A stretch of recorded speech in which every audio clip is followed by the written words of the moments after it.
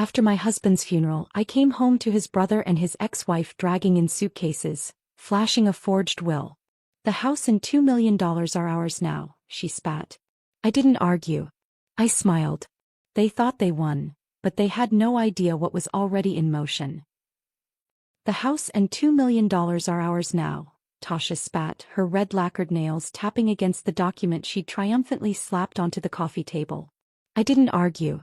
I simply smiled. The kind of smile that would have warned them had they known me at all. But they didn't know me. They never had. 3 hours after we lowered my husband into the ground, I stood in my own living room watching James's brother Victor and his ex-wife drag suitcases across my hardwood floors. The audacity shouldn't have surprised me. Nothing about vultures should surprise anyone.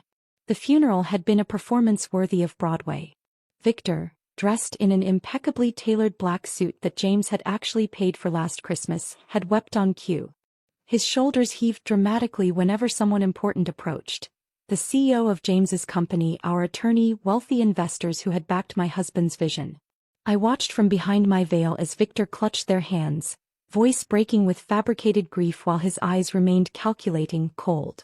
Tasha had kept to the periphery, a shadow in designer black, her presence raising eyebrows among those who remembered the vicious divorce 6 years ago. She'd strategically positioned herself beneath a large oak tree, seemingly respectful in her distance but close enough to document who attended, who mattered, who controlled what pieces of James's legacy. When she thought no one was looking, I caught her checking her watch 3 times during the eulogy.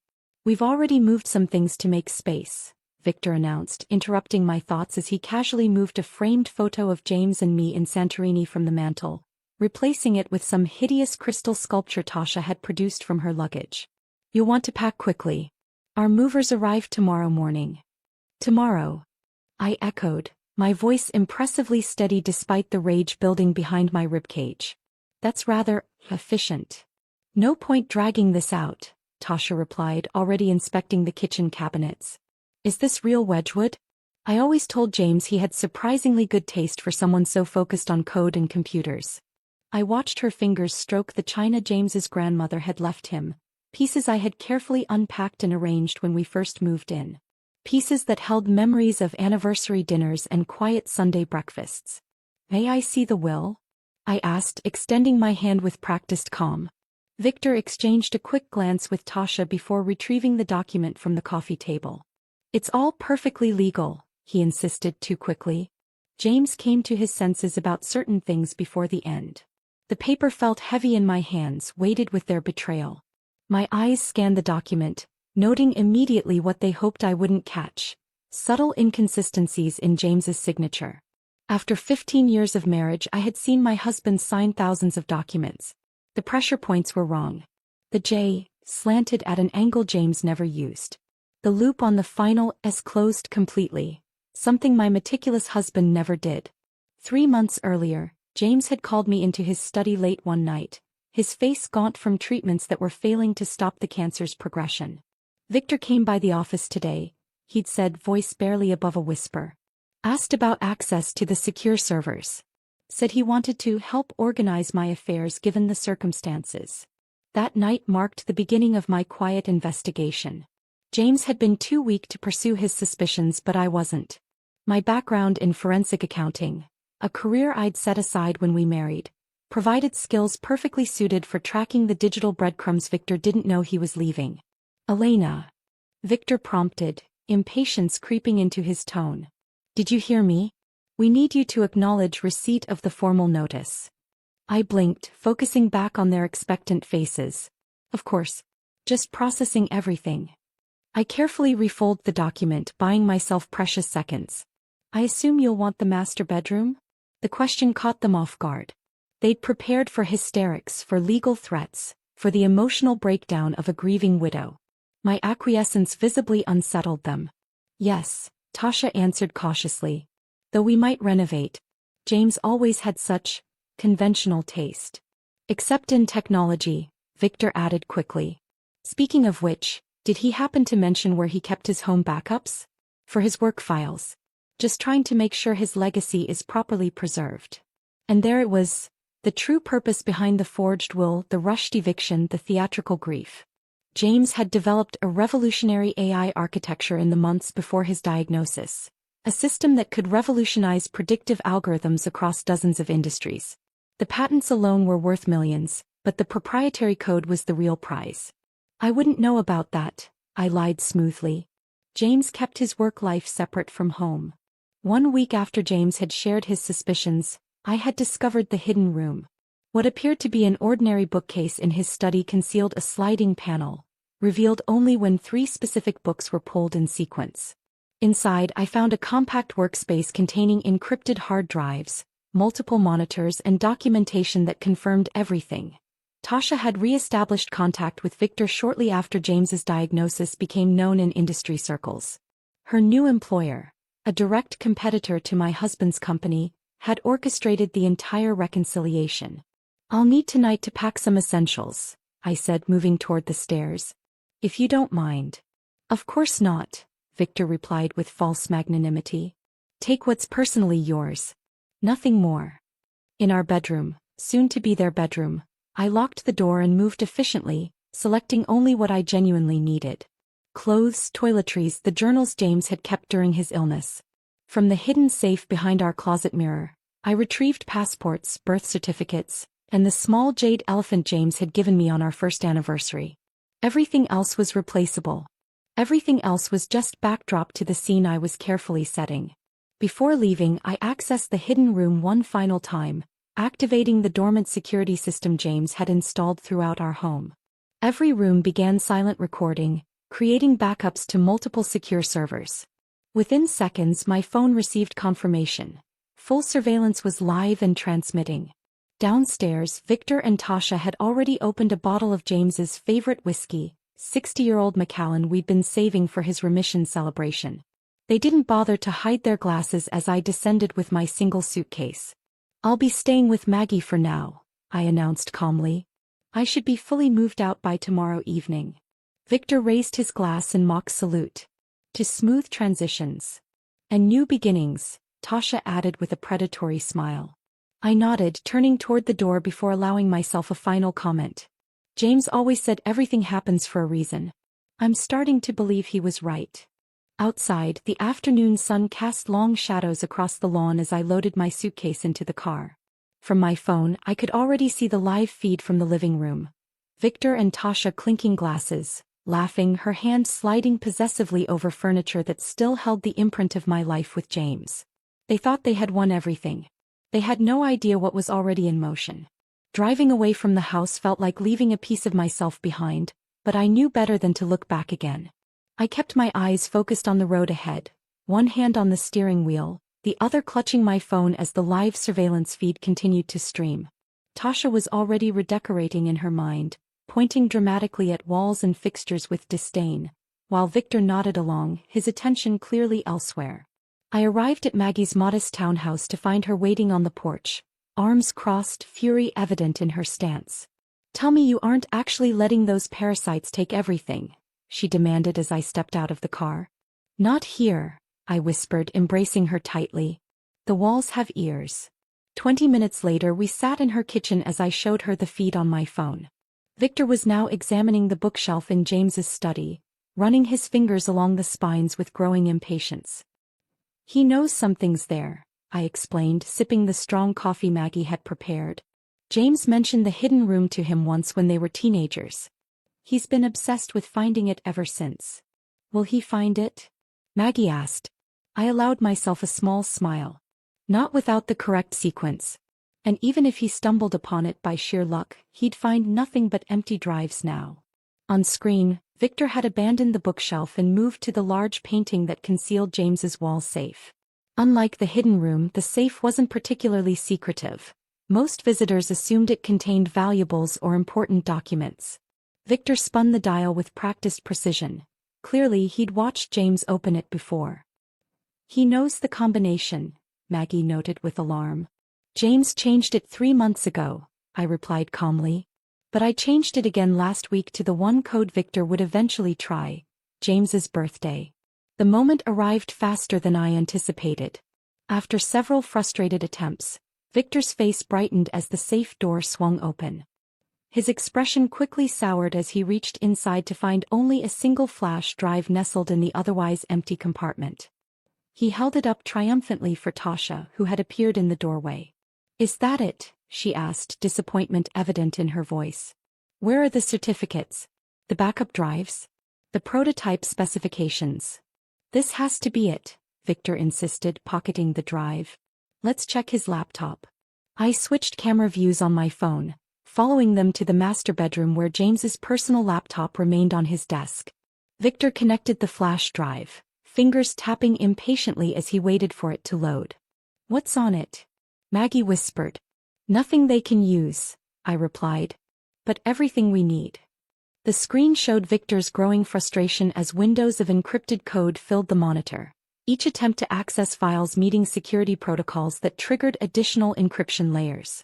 What he didn't realize was that each failed attempt was simultaneously documented and transmitted to a secure server, building evidence of their intentions. "I need to go," I said, standing abruptly. "There's something I need to check on." Maggie frowned. "You're not staying here?" "That's what they expect," I explained, gathering my suitcase. "But James prepared for this possibility long before he got sick.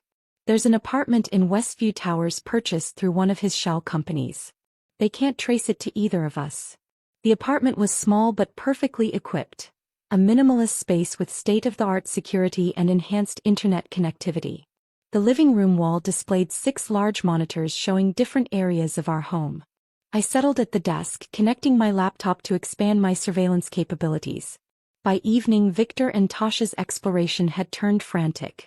The camera in the master bathroom captured Tasha attempting to pry open floor tiles, convinced James had hidden valuables beneath them.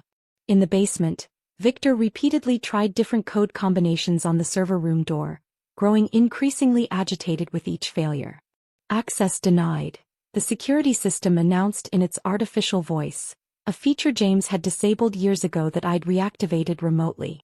Victor kicked the door in frustration, leaving a dent that only triggered another security alert. The most satisfying moment came shortly after midnight when Tasha attempted to leave for cigarettes. The garage door opened obligingly as she backed her luxury SUV toward it, then abruptly closed when her vehicle was halfway through. After 3 identical attempts, she abandoned the garage entirely, opting for the front door, which mysteriously locked behind her, leaving her key ineffective upon return. Victor had to let her in, their heated whispers about faulty wiring and old house problems, bringing me unexpected comfort as I prepared for bed in my sparse new accommodation. Morning brought the first real crack in their alliance. Victor's phone call to James's bank revealed the harsh truth I'd been anticipating. The accounts mentioned in the forged will contained barely $84,000 combined, not the millions they'd expected. "This is impossible," Victor shouted, pacing the kitchen while Tasha sat stone-faced at the island. "James was worth at least $8 million. The company valuation alone." "Maybe he moved it," Tasha suggested, her calm demeanor barely masking her panic. "Offshore accounts. Trust funds. There has to be an explanation." "Or we've been played," Victor growled, slamming his fist on the counter. "What if Elena knew about this? What if she's been pretending to be clueless this whole time?" I smiled at the monitor, simultaneously typing an anonymous email to James's bank flagging suspicious activities on his accounts. The security department would investigate any unusual access attempts, like Victor's call this morning using James's personal information. My next task involved activating Phase 1 of James's home automation system, a sophisticated network he'd installed primarily for convenience but that could be repurposed for my needs. Lights began behaving erratically throughout the house, dimming during important conversations, brightening suddenly when either of them mentioned anything related to James's work. The climate control system required more delicate manipulation, subtle temperature changes making the master bedroom uncomfortably warm while keeping the study unusually cold. Small discomforts designed to fray nerves already stretched thin by disappointment. By afternoon, the first serious argument erupted in the living room. Tasha accused Victor of misleading her about James's assets, while Victor suggested she'd been working her own angle all along. "I gave up a perfectly good position at Meridian Systems for this," she hissed, gesturing around the house. "I can't go back now. They know exactly why I left." "That's your problem," Victor retorted. I told you what I knew based on financial statements from last year. Something's changed. Someone moved the money. We need to find that hidden office, Tasha insisted. You said it exists. Somewhere in this house is everything we need. The prototype alone would be worth millions to the right buyer. Their candid admission of intentions recorded perfectly for later use. I leaned back in my chair, allowing myself a moment of grim satisfaction. James had always said the best revenge required patience, intelligence, and allowing your enemies to destroy themselves. From my vantage point in the apartment no one knew existed, I watched the house slowly turn against them, becoming as much my ally in this chess game as James himself had been in planning it. They had no idea what they couldn't see, but they would. Soon enough they would see everything. 3 days into their occupation, Victor made his first serious attempt to access James's private study. The main study was accessible to anyone, of course. The room where James entertained colleagues and conducted video conferences. But the inner sanctum, the space where my husband had done his most innovative work, remained hidden despite their increasingly desperate search. I watched Victor on my monitors, methodically tapping the wooden panels along the east wall of the study. James had mentioned once, after too many glasses of wine at a family gathering years ago, that he kept his most valuable work behind the walls. Victor had clearly remembered and was determined to find the entrance. What he didn't know was that James had installed pressure sensors throughout the paneling. Certain patterns of taps would trigger different security responses. Random tapping would do nothing, but a specific rhythm, one Victor was inadvertently creating as he worked his way along the wall, would activate what James had playfully called the timeout room. Come on, Victor muttered, his frustration evident as he pressed harder against the wooden panels. It has to be. The click was barely audible through my speakers, but Victor's triumphant expression told me he'd heard it. The panel slid sideways, revealing a small anteroom, not the main hidden office, but a security checkpoint James had designed specifically for uninvited guests. Victor stepped inside eagerly, the motion sensors tracking his movement. 3 seconds later, the panel slid shut behind him with a definitive thunk. What the? Victor spun around, pushing against the now sealed entrance. Tasha, he called, banging on the wall. Tasha. But Tasha was 2 floors away, trying different combinations on our bedroom safe, completely unaware of Victor's predicament. The anteroom was soundproofed, another of James's precautions. Victor pulled out his phone, his face falling as he registered the absence of signal. He paced the small space, examining the featureless walls for any control panel or emergency release. Finding none, he eventually sat on the single chair in the center of the room, defeated. James had designed the timeout room with unexpected visitors in mind. It contained no dangerous elements. Air circulated freely, the temperature remained comfortable, and a small water dispenser provided hydration. But it was programmed to remain sealed for 6 hours once triggered, resetting the countdown with each attempt to force exit. I watched Victor's growing panic with a strange detachment. He checked his watch repeatedly, tried his phone from different positions, even attempted to pry the panel open with his house keys. Each effort proved futile. When Tasha finally realized Victor was missing, nearly 2 hours had passed. I observed her increasingly frantic search through the house, calling his name with growing irritation. She never thought to check the study until almost dinner time, and even then she had no way of knowing he was sealed inside the wall. By hour 5, Victor had moved through rage, desperation, and resignation. He sat motionless in the chair, staring blankly at the wall. When the panel finally slid open automatically, Tasha had long since given up searching and was nursing a glass of wine in the kitchen. Victor emerged shaken, disoriented by the experience and furious at what he perceived as a deliberate trap. His suspicions weren't entirely wrong. Something's not right about this house, he declared to Tasha later that evening, his voice carrying clearly through the kitchen monitors. It's like it's working against us. Tasha dismissed his concerns as paranoia, but I noticed she eyed the ceiling corners after that, searching for cameras she couldn't see. James had been thorough in concealing the surveillance system, embedding tiny lenses within light fixtures and air vents. The following morning brought Tasha's true skills into focus. While Victor slept off his ordeal, she set up sophisticated equipment I recognized from my research into her background, hardware designed to penetrate secure networks and bypass conventional firewalls.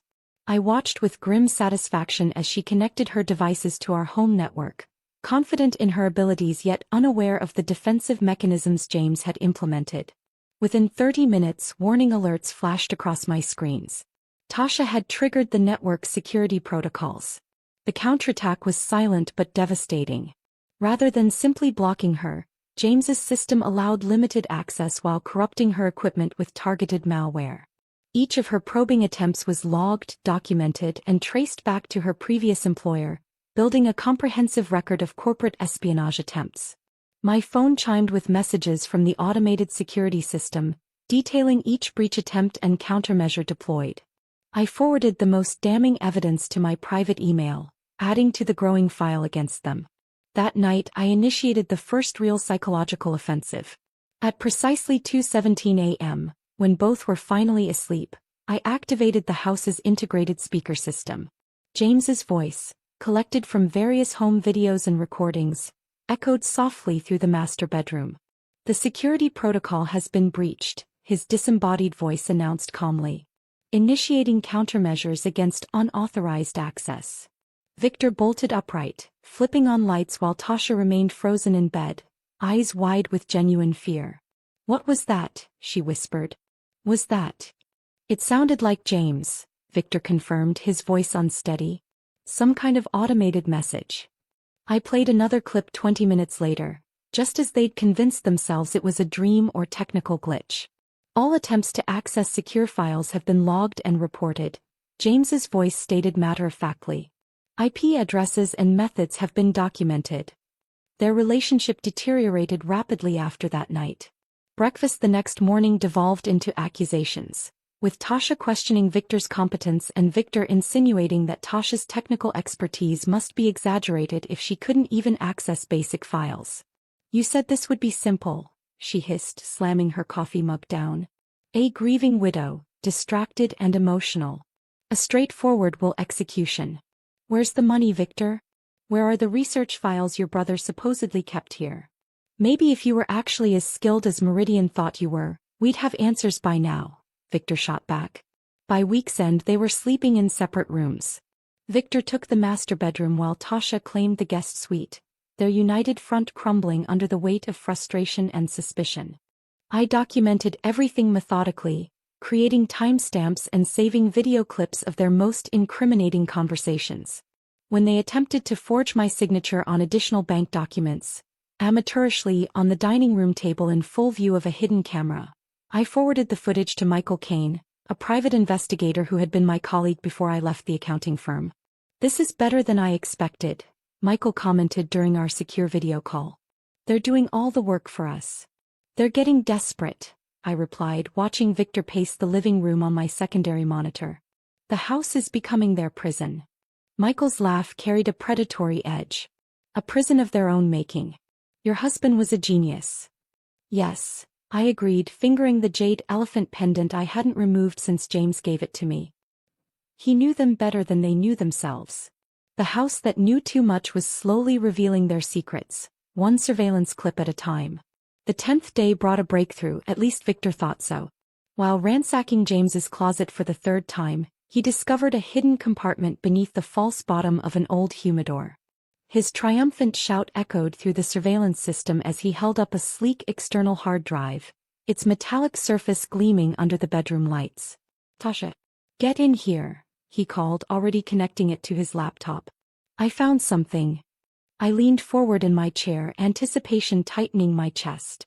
The drive had been James's idea, a honeypot designed to lure exactly this type of intrusion. I'd planted it 3 days before the funeral, sliding it into the hiding spot I knew Victor would eventually discover. Tasha appeared in the doorway, her initial excitement fading to caution. "Wait," she said, reaching toward the laptop. "We should scan it first. It could be." "It's fine," Victor dismissed, already clicking through folders labeled with promising titles. "Investor representatives, patent face." The tracking software installed silently in the background, designed to remain undetectable by standard security programs. Within seconds, it began transmitting data from Victor's laptop to my secure server. His contacts, emails, text messages, browsing history, and most importantly his communications with Tasha's employer, Axiom Technologies, James's chief competitor. "These are encrypted," Victor growled, clicking frantically through files that appeared complete but remained inaccessible. Maybe your technical expertise might actually be useful now. Tasha's expression soured, but she took his place at the laptop, fingers flying across the keyboard with practiced efficiency. These are sophisticated encryption protocols, she muttered. But I might be able to. She worked for hours while Victor paced behind her. By evening, her frustration was palpable. I need specialized equipment, she finally admitted. This isn't something I can crack with basic tools. Then call your people, Victor snapped. That's why they sent you, isn't it? To get exactly this kind of information. The slip confirmed what I already suspected. Victor knew about Tasha's connection to Axiom.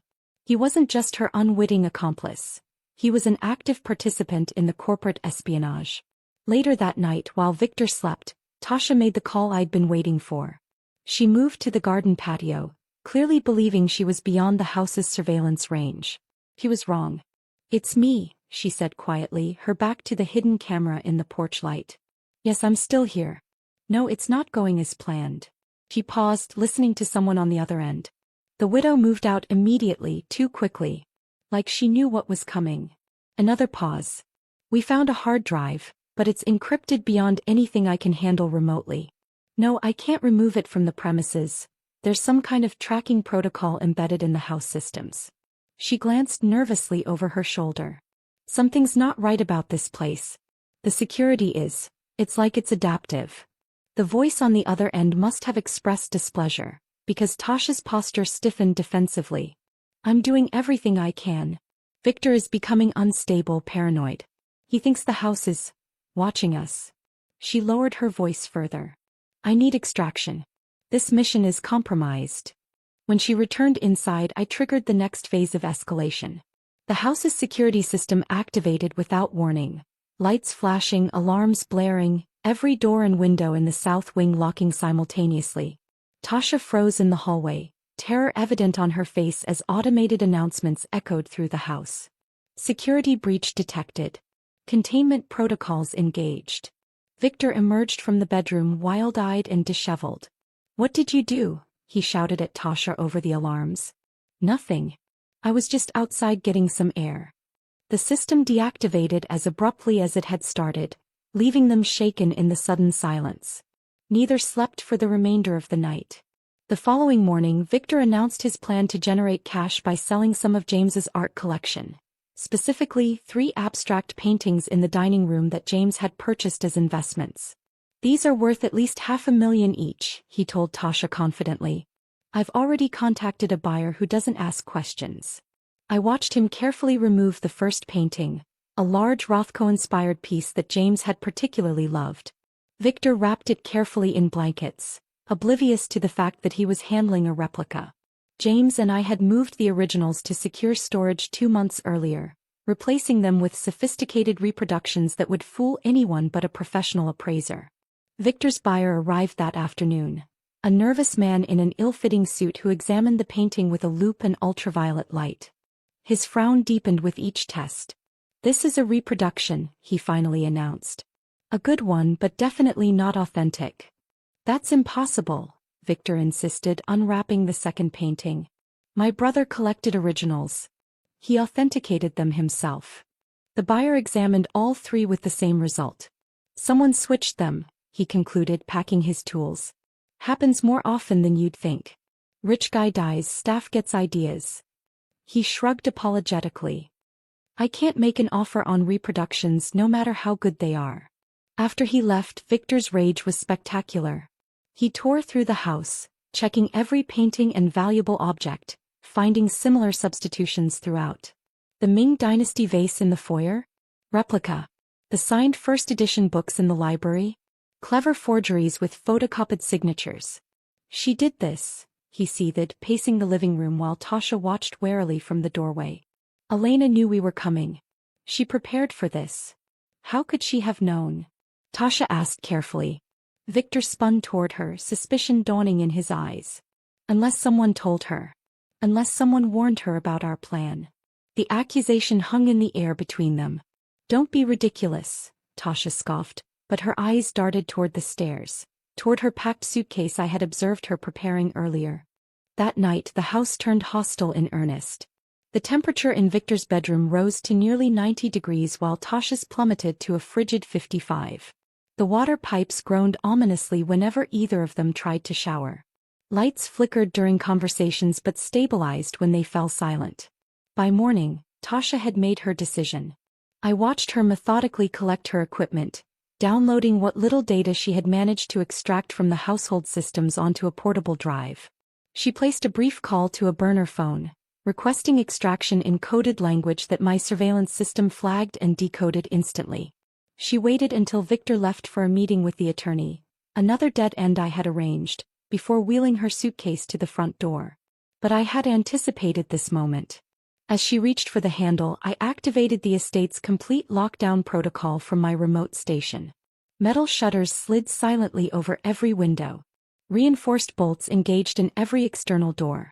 The house transformed from passive observer to active prison in less than 30 seconds. Tasha's confusion turned to panic as she tried door after door, finding each one immovable.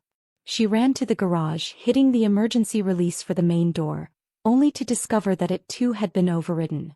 She was still frantically searching for an exit when Victor's car pulled into the driveway. Through the security camera, I watched him stare in confusion at the house's transformed exterior. The metal shutters, the reinforced entry points. When he finally gained entry through the one door I deliberately left accessible, he found Tasha surrounded by her packed bags and technical equipment in the foyer. "Going somewhere?" he asked, his voice dangerously soft as he took in the portable drive in her hand and the Axiom Technologies badge she had foolishly left visible in her open purse. The walls had finally closed in. Tasha's hand froze on the portable drive as Victor stepped fully into the foyer, his shadow stretching across the marble tiles between them. "I can explain," she stammered, her usual composure shattering under his murderous glare. "Axiom Technologies," Victor said slowly, picking up the badge from her purse. "Were you working for them the entire time? Even during your marriage to James?" I watched their confrontation unfold across my monitors, the camera angles capturing every nuance of their breakdown. The perfect moment had arrived. I closed my laptop, gathered the extensive files I'd compiled and texted Michael, "It's time." 20 minutes later, I sat in the back of a sleek town car heading toward the house, flanked by Margaret Winters, James's longtime attorney, and Philip Rowland, the executor of the actual will. In my lap rested a leather portfolio containing everything needed to end this game permanently. "Are you certain you want to do this in person?" Margaret asked, her silver hair catching the afternoon light. "We could send the security team first." "No," I replied firmly. "I want to see their faces." When our car pulled into the driveway, Victor and Tasha were still locked in heated confrontation, their argument having escalated throughout the house. The security cameras showed them in the kitchen now, Victor backing Tasha against the refrigerator, her technical equipment scattered across the counter between them. I deactivated the lockdown protocol with a few taps on my phone, allowing the front door to unlock with an audible click that carried through the speakers. The sound stopped their argument instantly, both heads turning toward the entryway. "Someone's here," Tasha whispered, fear evident in her voice. I stepped across the threshold of my home for the first time in 2 weeks, the familiar scent of lemon polish and James's favorite sandalwood incense still lingering despite their occupation. Margaret and Philip followed, their formal attire and stern expressions adding gravitas to our entrance. "Hello, Victor," I called, my voice echoing through the foyer. "Tasha, I believe we need to talk." Their appearance when they emerged from the kitchen told the story of my success. Victor's once immaculate shirt was wrinkled and stained, his face haggard from sleepless nights. Tasha's designer outfit had been replaced by rumpled loungewear, her hair pulled back in a hasty ponytail rather than her usual perfect styling. "What are you doing here?" Victor demanded, attempting to regain control despite his obvious discomfort. "This is our house now." "Is it?" I motioned toward the living room. "Let's discuss that, shall we?" Something in my confident tone must have unsettled them. They followed hesitantly, exchanging wary glances as we settled into the seating area. I took James's favorite chair, a position of power I'd deliberately avoided during our marriage but now claimed without hesitation. "You've met Margaret, James's attorney," I began conversationally. And this is Philip Rowland, the executor of James's estate. His actual estate. Margaret opened her briefcase, removing a document bound in blue leather. This is the last will and testament of James Elliot Sullivan, properly witnessed and notarized 6 months ago. That's impossible, Victor interjected. We have the will right here. He gestured toward the forged document still lying on the coffee table. You have a forgery, Philip corrected, his voice carrying the weight of his 30 years in financial law. Quite a good one, but ultimately meaningless since all assets in question were already transferred before James's death. I savored their confusion, the dawning horror in their expressions as Margaret continued her explanation. 6 months before his diagnosis, James established an irrevocable trust with Elena as the sole trustee. The house, his patents, the research, the investment accounts, everything was moved into this entity. She slid the document across the table. The James and Elena Sullivan Living Trust. Quite thorough, quite legal, and quite impossible to challenge. You're lying, Tasha hissed, though the tremor in her voice betrayed her uncertainty. In response, I opened my portfolio and removed a stack of surveillance photos. Victor accessing James's private files, Tasha on the phone with her Axiom handler, both of them attempting to forge documents at our dining room table. The house has been watching you, I said simply. Every conversation, every attempted theft, every act of corporate espionage, all documented and time-stamped. Victor lunged forward suddenly, his control finally snapping as he reached for my throat. You manipulative. Before his hands could touch me, a side door opened and 2 security personnel in plain clothes stepped into the room. A third emerged from behind the curtains and a fourth appeared at the top of the stairs. Victor froze, suddenly aware that we hadn't been alone at any point. These gentlemen have been in the house for the past 3 days, I explained calmly. Another layer of protection James insisted upon once we realized what you were planning. How? Tasha whispered, genuine bewilderment crossing her face. How did you know? James knew his brother, I replied simply. And I knew my husband. When his diagnosis became terminal, we anticipated vultures. We just didn't expect family to lead the flock. Margaret placed 2 folders on the table, one red, one blue. You have 2 options, she stated professionally. The red folder contains comprehensive confessions to attempted fraud, breaking and entering, and corporate espionage, along with non-disclosure agreements. Sign them and you disappear. No public charges, no prison, just permanent exile from this family and industry. And the blue folder? Victor asked, his voice barely audible. Contains the evidence we'll provide to the district attorney, Axiom's board of directors, and the Technology Ethics Committee, Philip explained. I estimate minimum sentences of 15 years, given the calculated nature of your scheme and the evidence of premeditation. The room fell silent as the magnitude of their failure settled around them. Everything they had attempted had been anticipated, countered, and documented. Every move in their game had been observed by the invisible queen they had underestimated from the beginning. You have 30 minutes to decide, I said, standing. I'll be in James's study. As I walked away, I heard Tasha's broken whisper to Victor. She planned this from the start. We never had a chance. In the privacy of the study, I finally allowed myself to grieve, not just for James, but for the family he had wanted to believe in despite evidence to the contrary. For the brother who had envied rather than loved him. For the legacy that had attracted predators instead of protectors. When Margaret knocked softly 28 minutes later, I had composed myself again. They've signed the red folder, she informed me. The security team is escorting them to separate vehicles. I nodded, relief washing through me. And the house. As specified in the trust, it remains yours, along with all assets and research materials. After they departed, I moved through the empty rooms, reconnecting with the space that had witnessed both the happiest and most painful moments of my life. The silence felt cleansing after weeks of their invasive presence. In the basement, I pressed the sequence of panels that revealed the entrance to James's true sanctuary, the laboratory none of them had managed to discover. The door slid open, lights activating automatically as I stepped inside.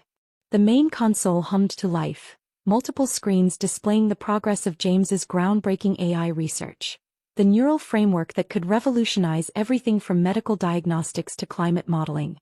His true legacy, now safe in the hands of the only person he had trusted completely. My phone chimed with a message from the security team. Subject V delivered to international terminal with one-way ticket to Singapore. Subject T en route to private airfield for chartered departure to Berlin. Both escorts confirm compliance with non-return agreements. I set the phone down and turned to the main keyboard, entering the access code James had created for me. The system responded immediately. Welcome, Elena. Project continuity awaiting your command. James had always said that chess wasn't about capturing the king. It was about controlling the board so completely that checkmate became inevitable long before the final move.